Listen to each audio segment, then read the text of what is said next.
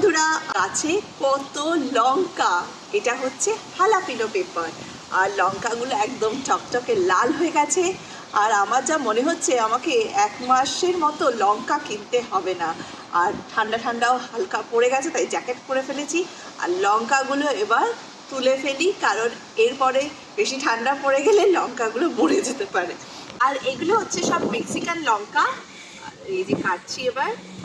আর এই দেখো, আমি নিচে অনেক কিছু দেখতে পাচ্ছ, ডিমের খোসা, তারপরে কলার খোসা, যে কোনো আমি সবজির খোসা আজকাল এইখানে ফেলে দিই। তো গাছটা দেখো বেশি বড় হয়নি, কিন্তু প্রচুর লঙ্কা দিয়েছে। যা লঙ্কা দিয়েছে না প্রচুর। এবার শুধু খেয়ে দেখতে হবে যে কিরকম ঝাল, সেই অনুযায়ী লঙ্কা শেষ হবে আমার। দেখো, অনেক তুলে ফেলেছি, আরও অনেক বাকি আছে। তো ভিডিওটা ভালো লাগলে সাবস্ক্রাইব করো, লাইক করো, আর অনেক অনেক কমেন্টস দিও। Bye bye.